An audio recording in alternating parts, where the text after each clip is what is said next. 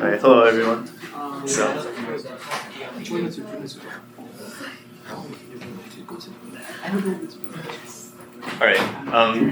today's trees day 1, so beginner version, and we will start with some like fundamentals about trees, also like defining them in case you need a refresher, and then we'll go into tree diameter and lowest common ancestor. These are two kind of classic algorithms for trees, but they'll use like the fundamentals that we start with.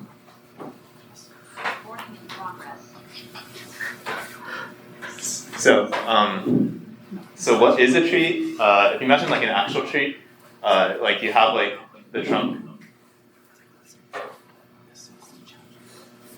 You have the trunk, and then you have like branches going off of those, and then like branches going off of those, and so on. And a tree is just a graph, a special type of graph. So we have like a node at the top, and then nodes going off of those, and then nodes going off of those, and so on. And now we'll go into the formal definition.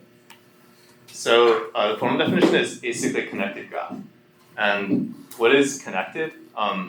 So probably if you've taken 6, 10, 10, you already know this, but like on the left, we see like that's not connected because 8, 9, and 10 form its own sort of group over there, and the rest are not connected to it.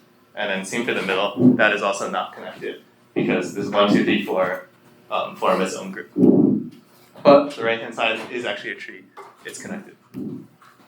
The second part is acyclic. So a cycle is like is a sequence of nodes where like there are edges between each of them, and it comes back to the same node. So like if we have like start with 1 there, and then go to 2, go to 3, and then come back to 1, that's a cycle. And that's bad because trees shouldn't have any cycles. And this actually has 2 cycles here. Yeah, so that's bad. But these two are actually trees because as they're connected and there's no cycles. And here's some more examples.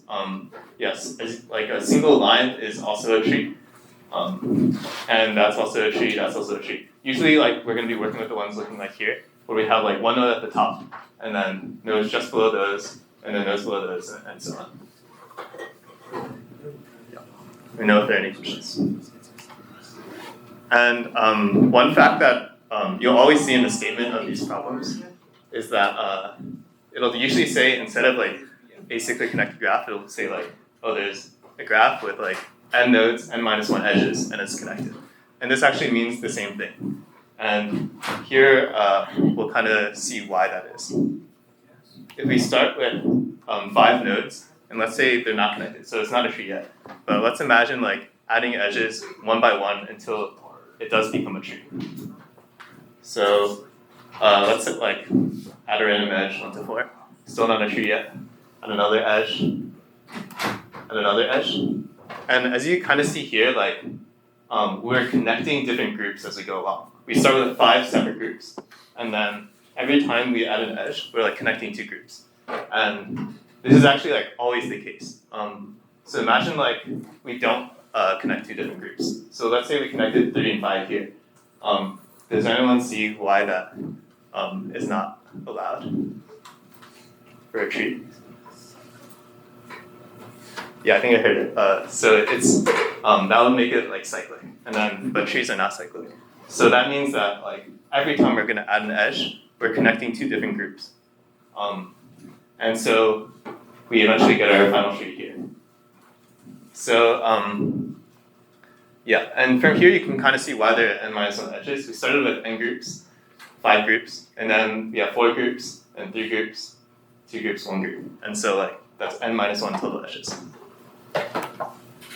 And now we'll go over some terminology. A lot of these are kind of similar to like actual trees. So like on an actual tree, you start with like the root, and then the bottoms would be leaves. So if you remember from like 6 and 10, like the degree of a node is like how many edges are connected to it. So for example, degree of 1 would be 2, and then degree of 3 would be 1. And then the leaves are the nodes with degree 1. So 4 is a leaf, 5 is a leaf, 3 is a leaf here. And then the distance, we're going to be going over a problem later where you'll be looking at distance between the 2 nodes. That's just like the path between them and how many edges are on that path. So to go from 4 to 3, there's 3 edges. And now, as you said before, like the root is kind of the top of the tree in our drawings. If you notice, these are actually all the same tree, just like arranged in a different way with a different root. And usually we can kind of just pick whatever node we want to be the root. So we'll probably pick like node 1. So you usually see something like that. But these are all also okay. And so these are the roots in these trees. And then the second thing we'll talk about is depth. So as you kind of see here, the depth is labeled in red. We start with depth 0, which is just the root. And then below that is depth 1. Below that is depth 2, and so on. This is also like how far something is from the root. And the other notion is something like called a parent. So if we like start with a node and look at the node just above it, if you imagine like a family tree, kind of, there's like yourself and then like your parents and then your parents' parent and so on. And that's kind of like why we call it parents in trees as well. And if you keep going with that analogy, like ancestors are like everybody who's like my parent or my parents' parents, their parents' parents' parents, and so on. So if you look at node 6, which is like right over there, the red circled nodes are all of his ancestors. And same for 11 over here, we're looking at the ancestors here.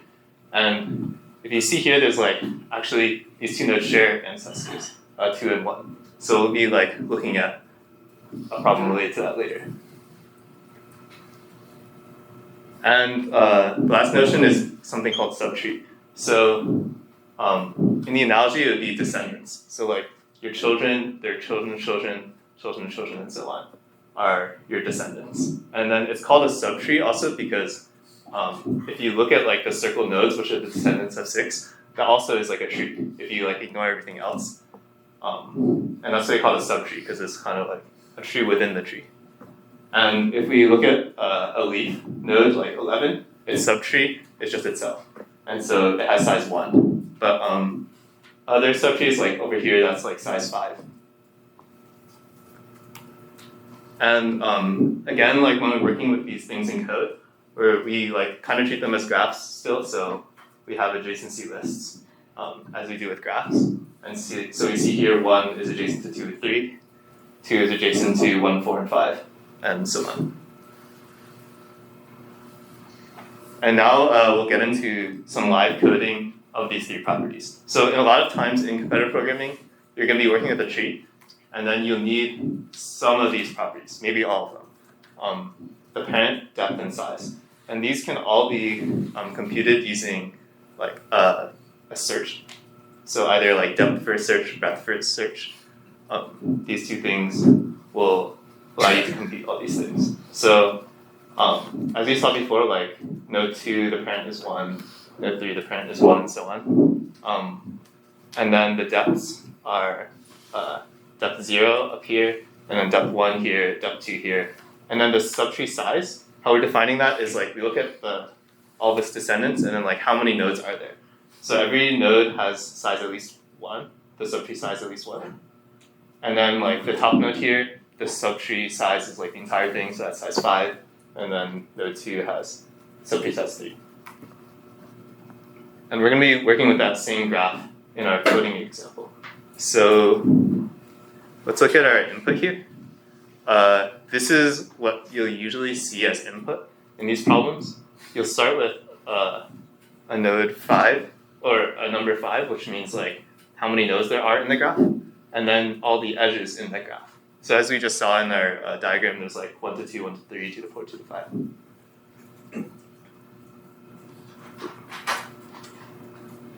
So if we print out, oops, can't use both of my hands on the mic. I'll just talk louder. So if we like print out the edges and n as we read them in, we'll get these edges here and n. Oh, also there's a nice thing in Python you can use to debug things. Yeah. So now we create adjacency lists. So that's pretty simple. For every edge, we add B to the adjacency list of A, and then A to the adjacency list of B. And now if you print that out, we can see that those lists. Okay, so as we said before, we're gonna like DFS through our tree. And what that means is like, we'll start a function call at the root. So we'll call DFS on node 1. And then inside of that function call, we'll like recursively call DFS. And what that'll look like is, okay, so these are the three things you want to compute first of all. Like the parent of every node, the depth of the node, and then the subtree size of the node.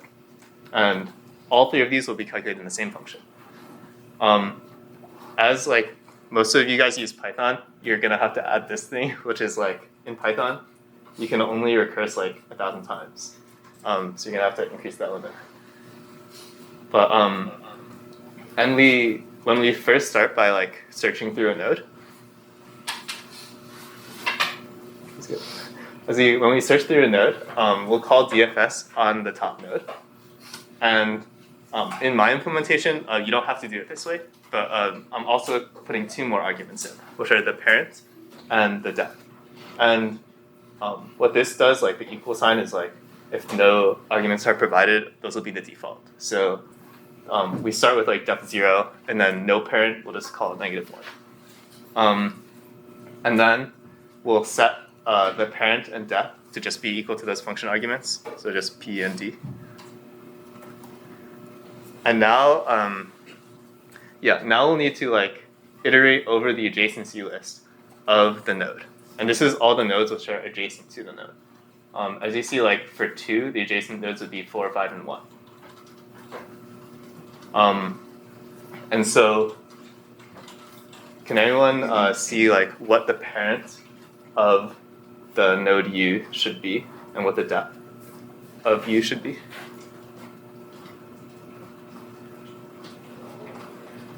Yeah. The parent should be just node, and the depth should be D plus 1. Mm-hmm. Yeah. So like when we're searching through a node, let's take 2 as an example.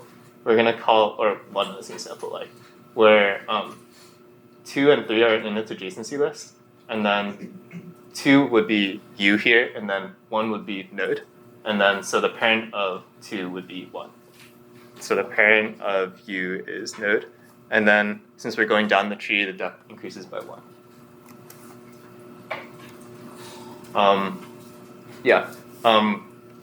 Can anyone see how we can? So this is already enough to get like the parent and then the depth. Can anyone see how we might compute like the subtree size? So I've added a line here which is like a node always has at least one node in a subtree, which is itself. But it could have subtree sizes below it which contribute. Does anyone see how to update the subtree size of a node?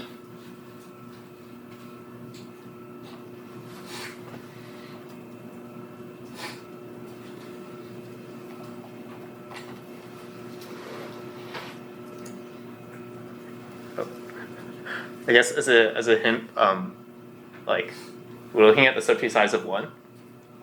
That's 5, and then there's 3 nodes over here, which are part of the subtree, and then 1 node over here, which is part of the subtree. So it'd be like 1 plus 3 plus 1.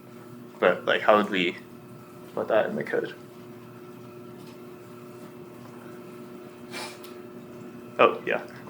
Can I sub a few?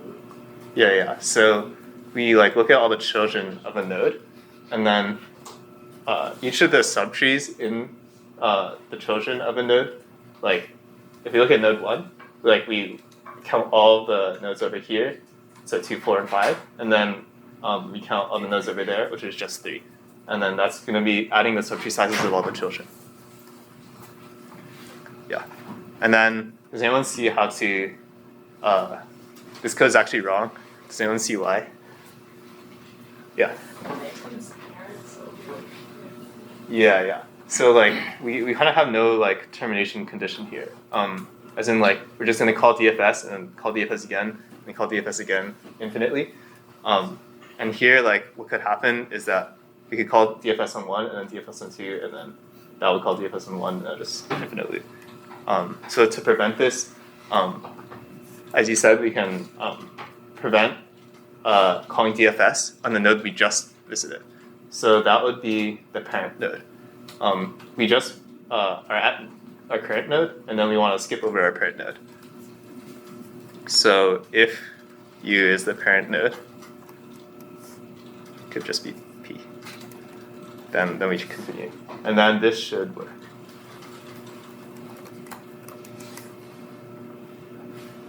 Yeah. So if you guys remember from the table earlier, this is the exact same table. And now we'll like kind of step through this, like what's actually going on in your code, what order it visits things. So you'll start like at node 1, and then remember we set the size equal to 1 because it's in its own subtree. Then we DFS through its left child, and then we DFS through that child, all still size 1. And then we go back up to 2, and then we did that like subtree size of 2 plus equals subtree size of 4. And so that size increases. We go over to 5 and do the same thing. And now it's size 3. And then now that like we've finished with 2, so we go back up to 1, and then the subtree size is 5. We go over to 3, and then we get our final array. And now we'll go over something else, which is like BFS in a tree. So this is actually important for a lot of you because DFS is, in addition to like that weird recursion limit thing, it's actually a lot slower than BFS. And the reason why is because like when you make a lot of recursion calls, like it builds up a stack of recursion calls, and then that stack is really big.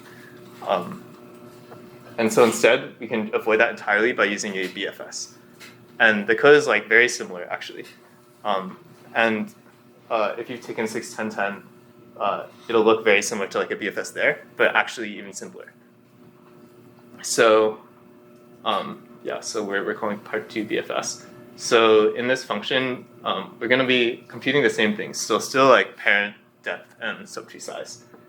And now we're going to have a queue.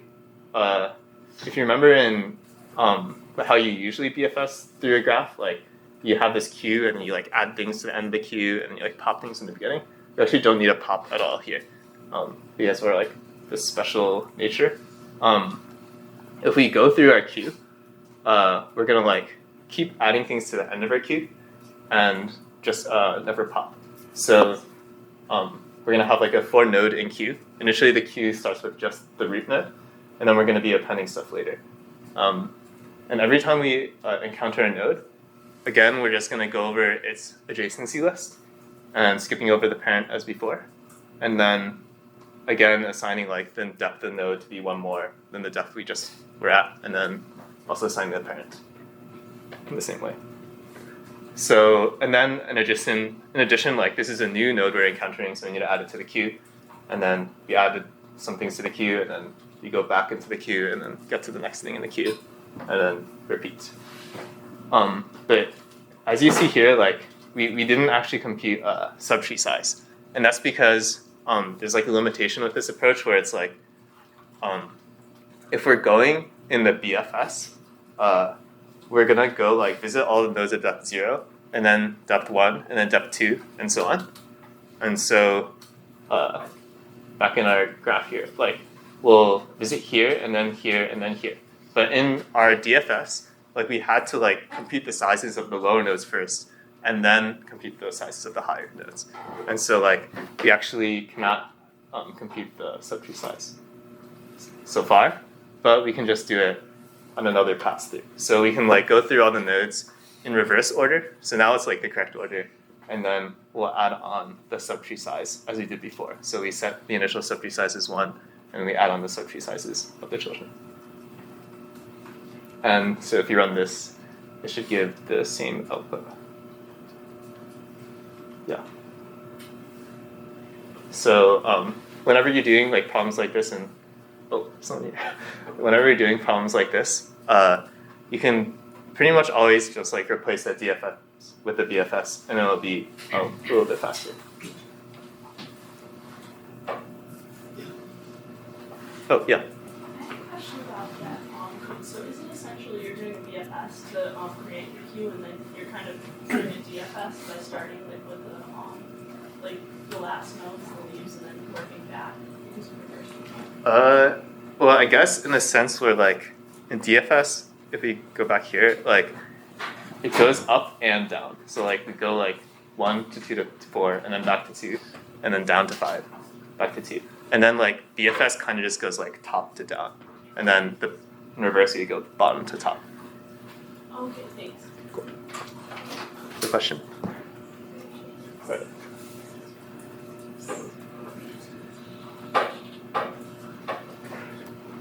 Yeah. So now we'll get into that was like fundamentals, and we'll get into tree diameter now. So diameter, if you know for like a circle, it's like the 2 points which are farthest apart. We're gonna use the same thing here. It's the 2 nodes which are farthest apart. So here we have like a node 8 and a node 5, and those are like the farthest 2 nodes here, because that's like the longest distance in the tree. So it's not always so easy. So here's a larger tree. Okay, everyone tell me what the diameter is.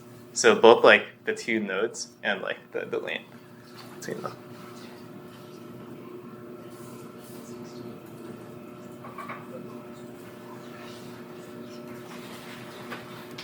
Yeah. 10 between like 18 and 4 or 18 and 3. 18 and 3. I think it might be 9, but let's see. Like 1, 2, 3, 4, 5, 6, 7, 8, 9.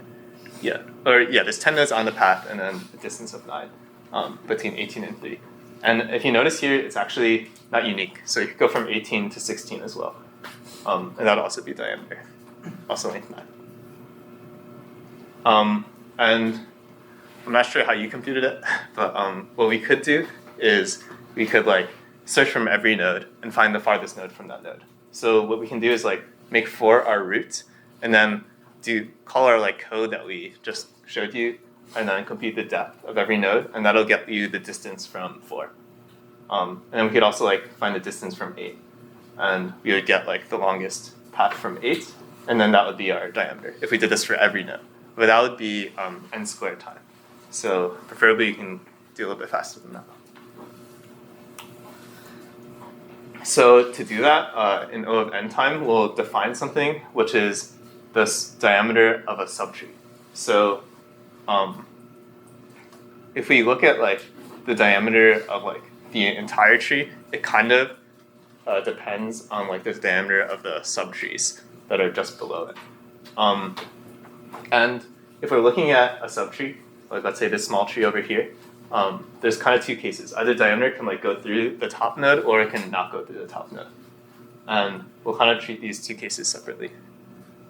So let's say it does go through the top node. So here the diameter is like 8 going up to the top and then going up to 9.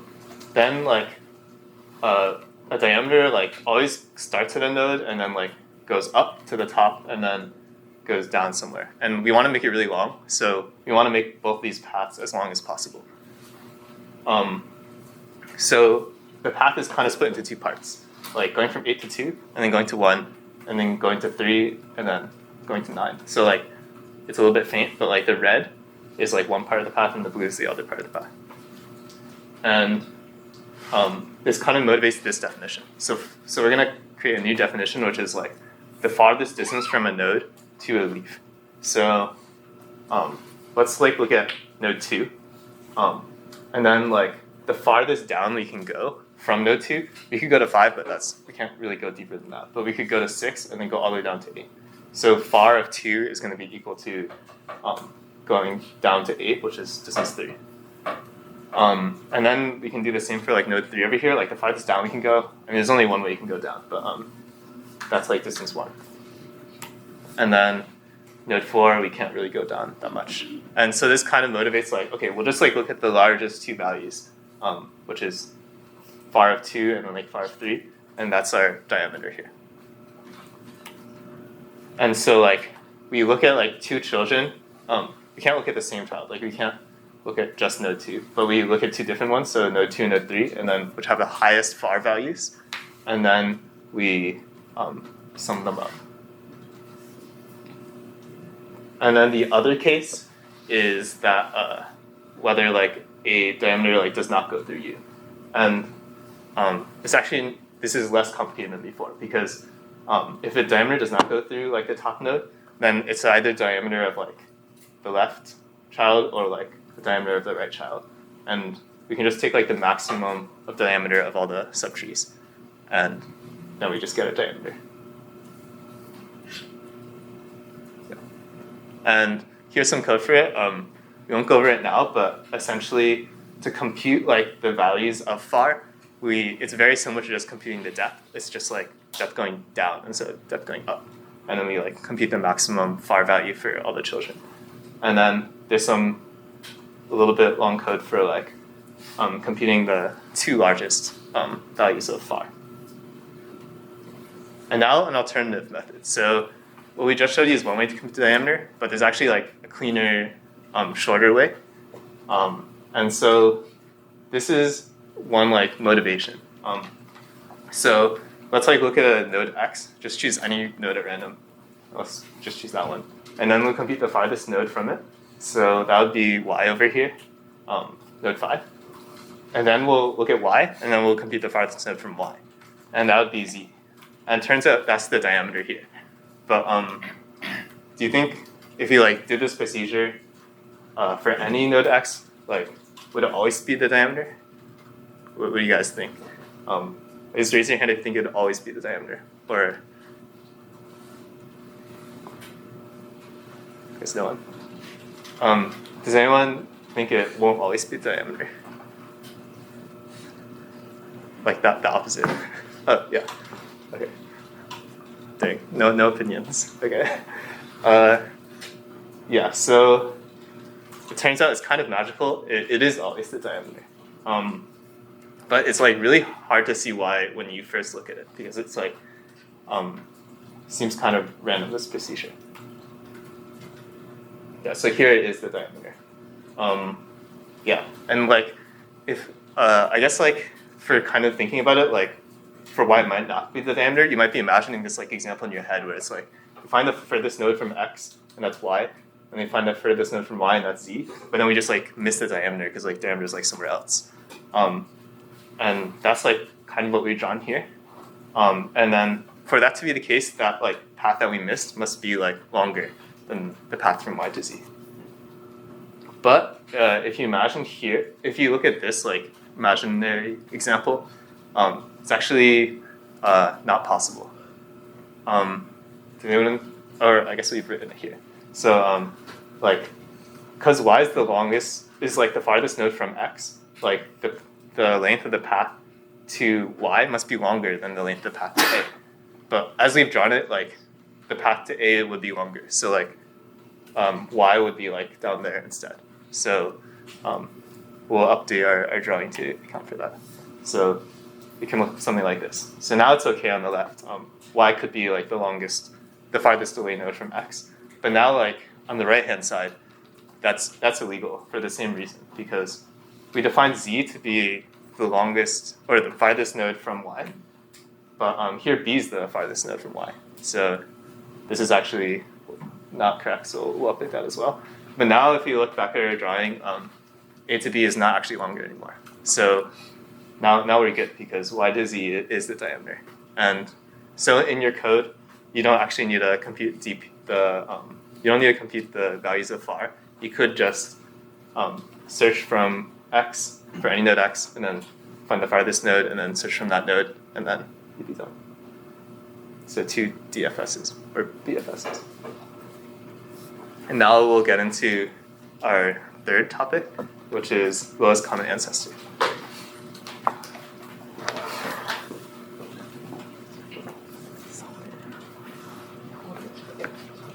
Oh yeah, you can pull, or you can clip it on.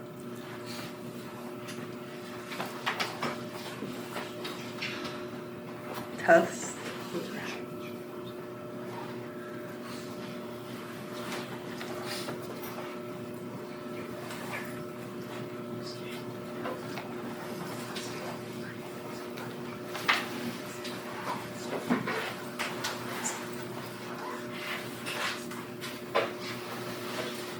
Okay, so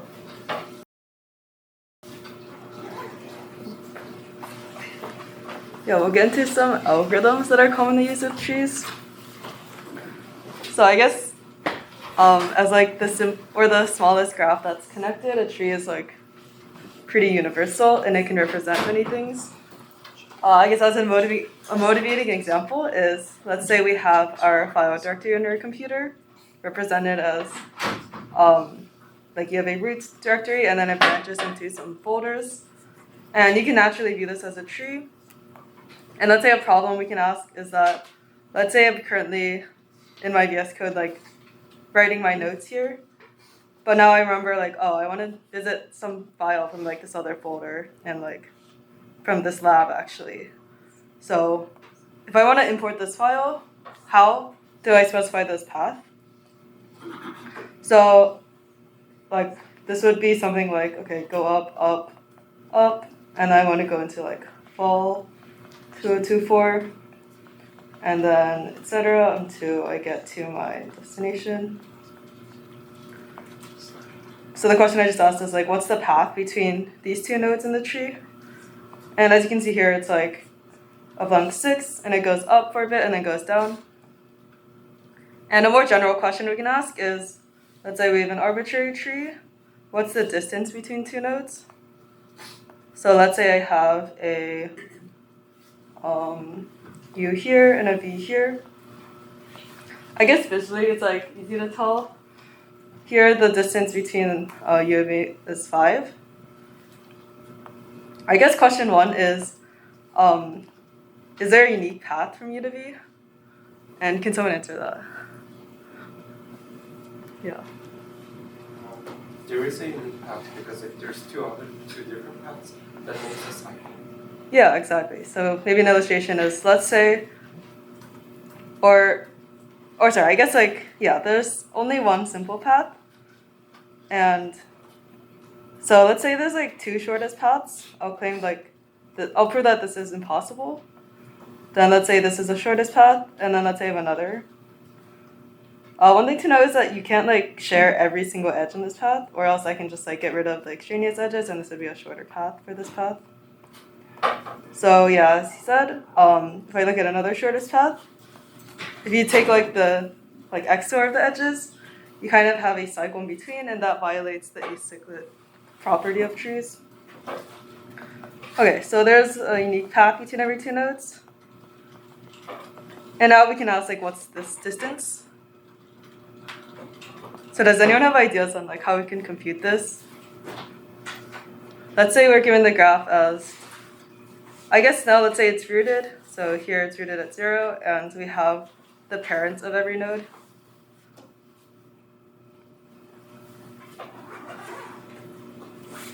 So yeah, I guess one way we can think about this is we have the distance between them as a concatenation of like these 2 paths. So you kind of like go up from one and then go from the other until they join. And you can see it's kind of natural to like, let's say we have the depth of every node actually. Then we can see that this like distance is actually a concatenation of the path from like V to the root and U to the root, and then minus this like overlap twice. So we have the distance between U and V is the distance between the root and U plus the distance between the root and V, and then minus this overlap. And let me just call this node, which is like the ancestor of U and V, which is of highest depth, to be W. And you can see that when we like look at this path, this W is kind of like a natural quantity to want to represent. So we usually call W the lowest common ancestor of U and V, or LCA, lowest as in like highest depth from a root. So now our problem of like finding this distance reduces to computing W, or at least this is one way we can compute the distance. So now do you have ideas on how to find the LCA of 2 nodes?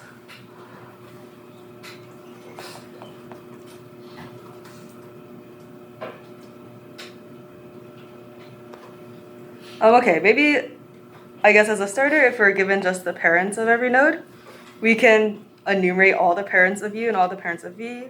And let's say we also have this depth array, so we can just check out of the parents that are, or let's say ancestors that are shared, which of them has highest depth. This is like by definition the LCA. But what is the time complexity of this?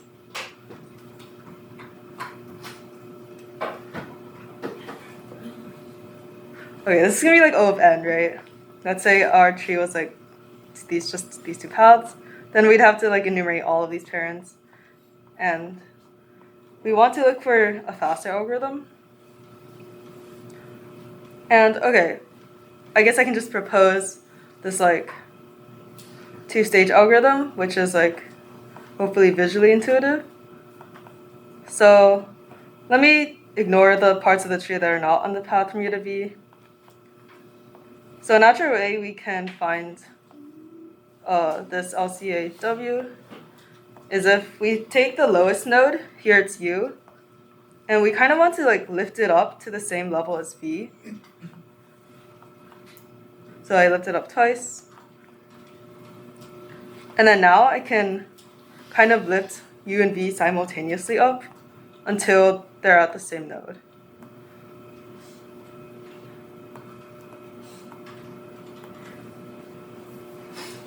Yeah, so our step one, let's call this, is like lifting, okay, lift U. And then our step two is when we can lift U and V simultaneously.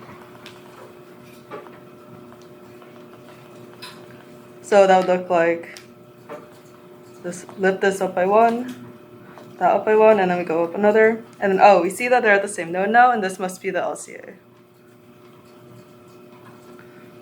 Okay, so now that we've like characterized this into like a two-step process, we can try to optimize each of these. This is naively still open, so we haven't actually done much. But yeah, I guess let's focus on step one. Do people have ideas on how we can make this faster?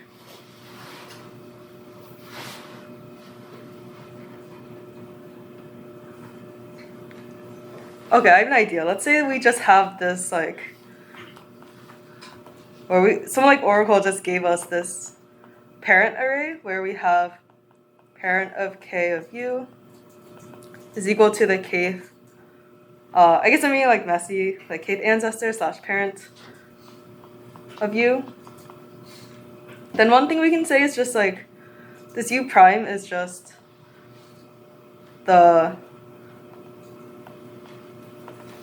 it's just parent of like depth of U minus depth of V of this U, right? We're just lifting it up by the difference in depth. So if I have this magical array, then I can just answer this in O of 1, right? But yeah, as you can imagine, even like memory-wise, this array would be of size n squared. So we're not actually like we're not improving anything.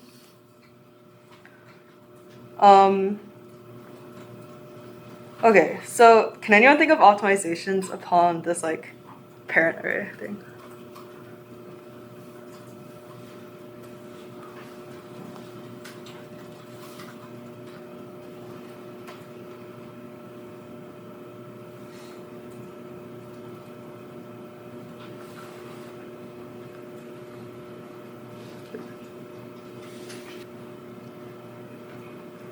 Okay, so basically what we just did is we computed the kth parent.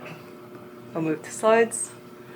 So we have this like first parent, which we should be given as input, and then we can compute the second parent of each U, and then the third, etc. And we use the property that the third parent of U is just the parent of the second parent of U. And we can repeatedly compute this with like 2 for loops. But I think one observation that like we're kind of being wasteful here is that we can write, let's say, par of the fourth parent of a node as the second parent of its second parent, but we can also write it as the third parent of its first parent, or like the first parent of its third. So there's like multiple ways. There's multiple like pieces of information that we could use to compute this, and we're like being kind of wasteful. So can anyone give an idea to like, how can we compute less and maybe sacrifice more time in answering the queries but overall like have a sub n squared algorithm. Yeah. We could just look at like powers into like the first parent and the second. Yeah, exactly. So I guess yeah, the fact we use is that every number, let's say hk, has a unique binary representation. So exactly, we just compute the O of log n power of 2 parents for each u, then there's only one way that we can like combine our information to get the kth parent of u. So as an example, if we want the third parent of u, there's a unique way to express 3 as 1 plus 2, and we can compute part 3 of u as part 2 of part 1 of u. And we can do the same for any k. So the next two rows are 5 and 11.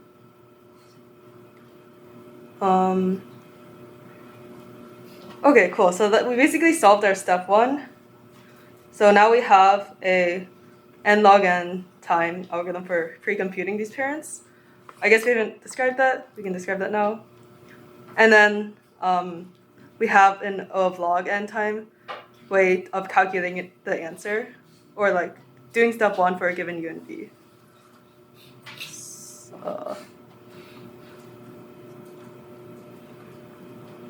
Okay, so maybe we can just start coding up this. We can just demo this. Let's see.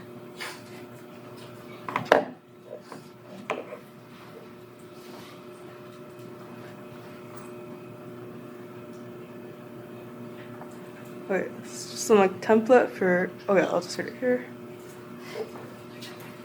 So yeah, let's say we're given as input. Oh. Or okay, I'll do that. Okay, let's say we're solving a problem where there's like queries about the LCA.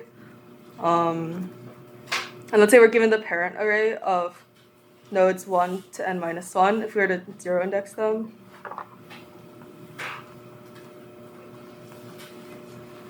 Okay, so let's say the parent array is like 0, 0 to 2. And as suggested, we can create this parent array which is of size like log times n. So let me first write log as like log 2 of n.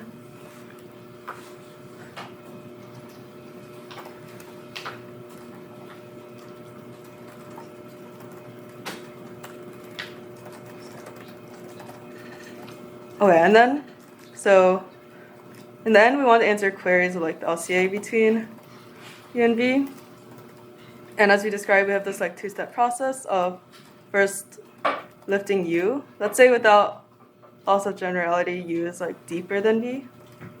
So let's first do like if depth of v is here, let's just swap it.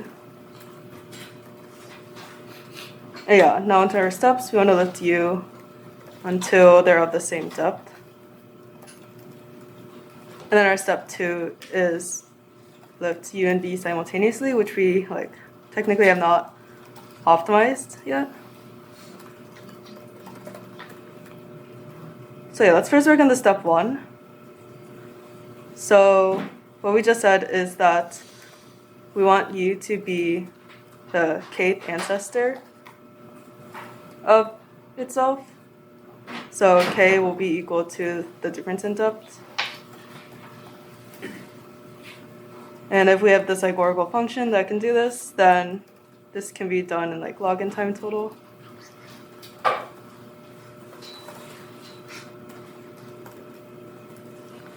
Okay, and this requires a parent array that is like now larger.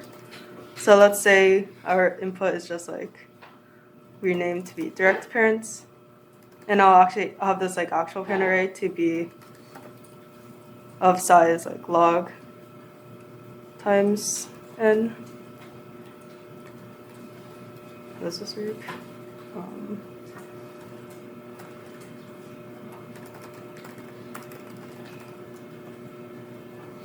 Okay, so how do we compute this?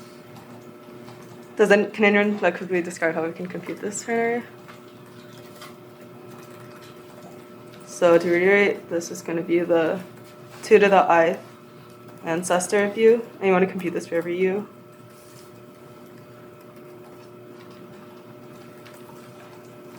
Okay, so I guess first, let's use our direct parents array. We know that this is gonna be the 2 to the 0th, or first level parent. So we can just let this equal to direct parent. And now using like the idea of like this binary exponentiation, we can just like recursively compute the rest of our parents.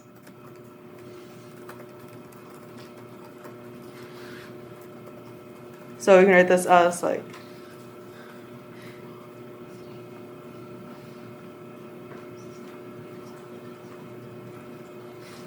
like going up 4 is the same as going up 2 twice. So this like part k minus 1 of the k minus 1 parent of u. So now we have this parent array in our ancestor. We kind of want to look at the binary representation of k. So let's let I iterate over the bits. And if the ith bit is on in k, and this is a way to check that, we kind of want to lift u by, let's say I'll like change u to be the ancestor, so I'll want to like lift u to the 2 to the kth, or to the ith. And then in the end, I would lift up u by like k by going like 1 bit at a time, and then I would return u at the end. Does this make sense so far? Cool.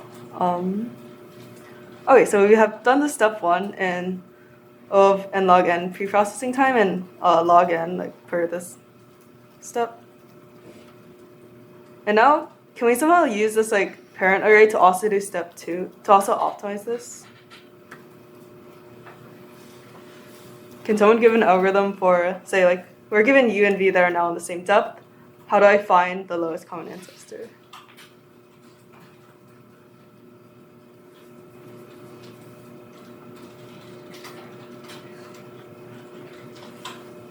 Yeah, so let's go back to this like drawing board. So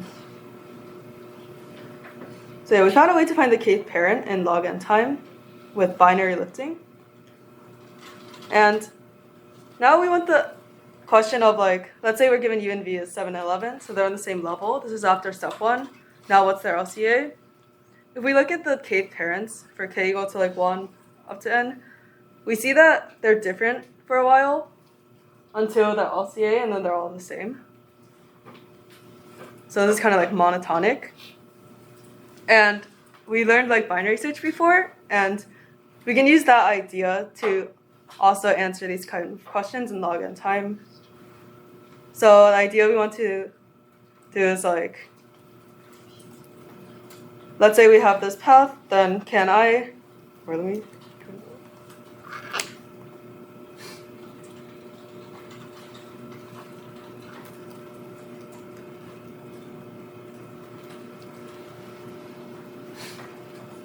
oh.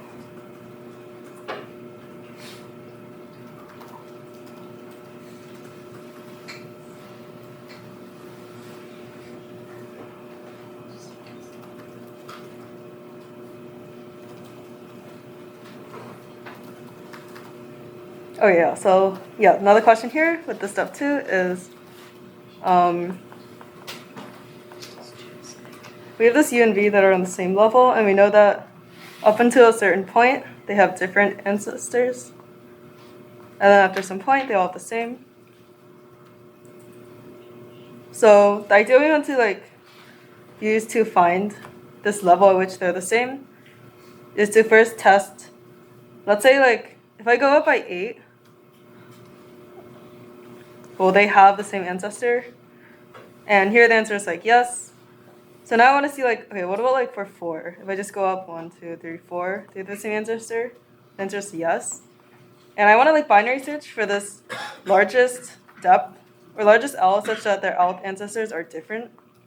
So I want to find like these 2 nodes. And then after I find these, the answer will be their parent. So this is the LCA. So this question of like whether the kth parent is different is like monotonic. So it's yes, yes, yes, and then 0, 0. Like no, no, no.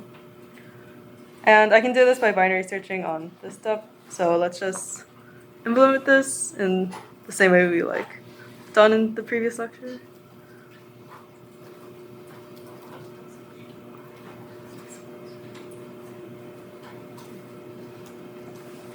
Okay, so I guess a naive binary search, if we were to just like binary search in the depth and then check whether the ancestors are the same, we can like technically do this because we have this ancestor function. But this would take like log squared n time naively. But using this like powers of 2 apparent array, we can like speed this up. We can just like do binary search like inherently. And what I mean is we can iterate from the bits going from largest to smallest. So I'll start with my max and we go down. And I want to check whether the ancestors of u and v are the same for this power of 2. Actually, if they're different. If they're different, then I want to lift both of these to these parents. And yeah, you can convince yourself that this is just like binary search. And in the end, I will end up with this like highest pair of nodes, u and v, that have different ancestors. And at this point, their parent should be the LCA. So I should have this. And I was just going to return the parent.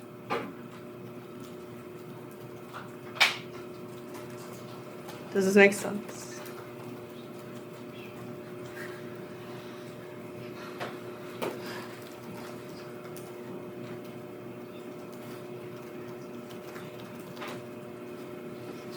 Okay, cool.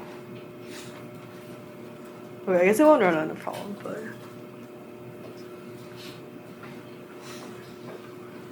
Yeah, so maybe we can just recap the algorithm in total since we like started from like some slow ones and optimized. So our like final algorithm for computing the distance between 2 nodes, we noted that the distance was equal to the difference, or it was like the depth of u plus the depth of v minus 2 times the depth of the LCA.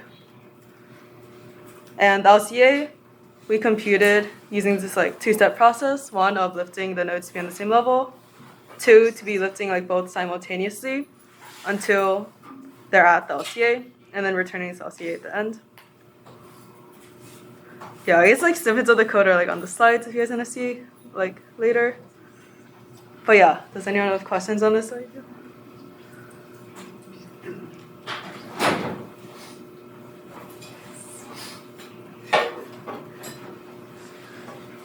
Okay, cool. I guess if not, you guys can start working on the problems. I think they'll use a combination of like, I think it's just like a bunch of problems involving trees, like DFS, DP, this LCA, and yeah, give it a shot.